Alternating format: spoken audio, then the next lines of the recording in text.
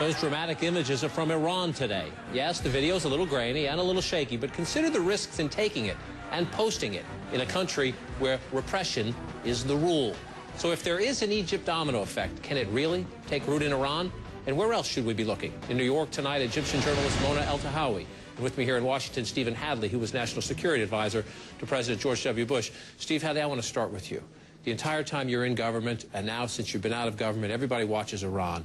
And last year, after the elections, there was a brief moment, 2009 actually, there's a brief moment where you see demonstrators in the street and the regime crush the opposition.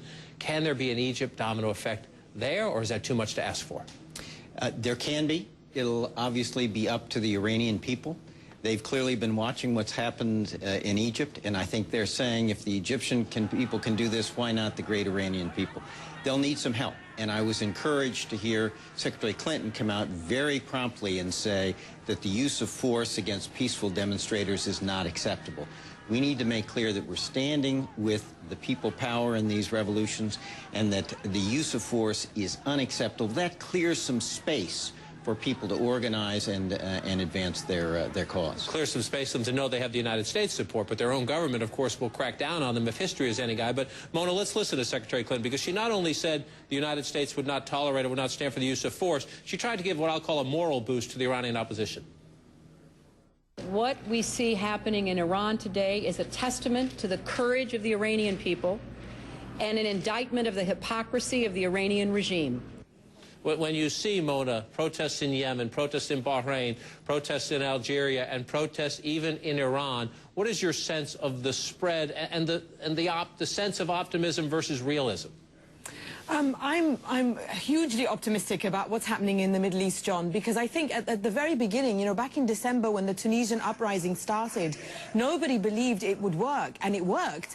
And then everybody said it's not going to spread anywhere else, and then it spread to Egypt. And again, we had a lot of naysaying and cold water thrown on it, and the incredible courage of Tunisians and Egyptians has really kicked down a big door of fear and has inspired people across the region. Now, you mentioned all those countries where demonstrations have taken place since those two revolutions. There's also protests planned in Libya, a very difficult place to have any kind of protest. There are protests, that's on February the 17th. Protest plans for Morocco on February the 20th. So it's like this rally of freedom that is spreading across the region. And I'm tremendously optimistic, as I said. It's interesting to hear the U.S. administration's approach to Iran, because of course the Iranian regime is not a friend of the U.S. administration, so they can be much more outspoken. Many of the other countries that we're seeing rising up are friends of the United States. For example, the Yemeni regime and you know, the so-called war on terror, and the Bahraini regime. And it will be interesting to see how the U.S. administration then takes the side of the people, which it should, because as you saw in Tunisia and Egypt, the side of the people is the right side because it's for freedom and dignity. Mona makes an excellent point. As the administration becomes very outspoken in the past 72 hours about Iran, you know, if you were still in your job, you know the blowback you would be getting from the region. And you know, this president, just like your boss, George W. Bush, when he was president, looks at Yemen, looks at al-Qaeda in the Arabian Peninsula, looks at a very impoverished population, looks at a president who has been not always perfect, but a pretty good ally of the United States. Should Secretary Clinton and President Obama say the same thing about the people on the streets in Yemen and in Bahrain and maybe in Jordan than they say today about the people in the streets of Tehran? We should clearly, as a nation, be on the side of freedom and those who stand up for freedom. But one of the things the administration needs to be doing is sending quietly emissaries to these countries that are our friends and allies and say to those leaders, you need to get ahead of this. You need to lead the process of political and economic reform, not to be forced into it grudgingly at the end. So the real thing, I think, approach for the administration is to be clear we stand on the side of freedom, but then use our influence in these countries and get their leaders to get ahead of it and start leading the process of political change, not being resistant to it. How much harder, Mona, is the Iranian challenge in the sense that of all the countries we're looking at on the map that I was just showing behind me, we perhaps know the least about day-to-day life in Iran?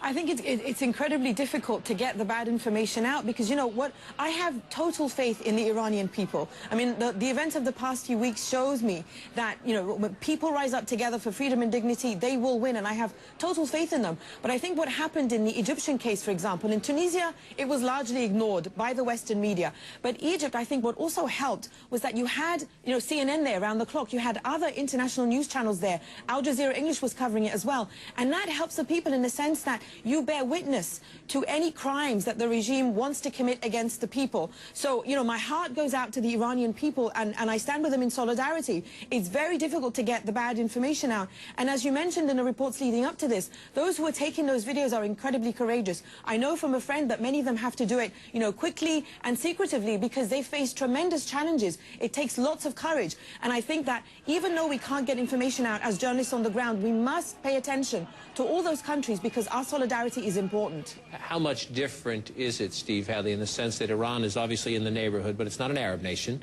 It's Persian, if you will. I want you to listen. Ayatollah Ali Khamenei, last week during a prayer service, developments in North Africa, including Egypt, Tunisia, and some other countries, have a special meaning for the Iranian nation. This is what was always referred to as the Islamic awakening, created by the victory of the great revolution of the Iranian nation. So when it was Hosni Mubarak, friend of America, in trouble, the Iranians loved it. Now that there's some trouble on their own streets, what do you suspect they will do to try to stop it? And how much leverage, if any, does the United States and its allies have to help it? Well, it's been interesting to hear the Iranian regime try to champion the uprising of the people in Egypt. It's really quite remarkable. But I think the Iranian people are looking what's happening in Egypt. They look at the fact that there are free elections in Iraq on one side of it, there are free elections in Afghanistan, and they're asking, why not us? They made a bid in 2009. They got crushed. They will try and draw lessons from that. Can the regime use the support of the United States against, if you will, to gin up, oh, this is America, this is the great Satan America trying to mess in our affairs? Well, they did that last time, to try to suggest that these folks were all influenced by outsiders. But I think what's happened in Egypt really gives the lie to that. It's very clear that this was an upwelling of the Egyptian people. People were on the square carrying Egyptian flags. This was done in the name of Egyptian nationalism. The Iranian people have watched that. I think they will have a set of tactics that will make clear this is an indigenous movement within the Iranian people, and it is about Iran. Steve Hadley, Mona Eltahawy, thanks for coming in. We'll stay on top of this one as we go forward. It is fascinating, to say the least.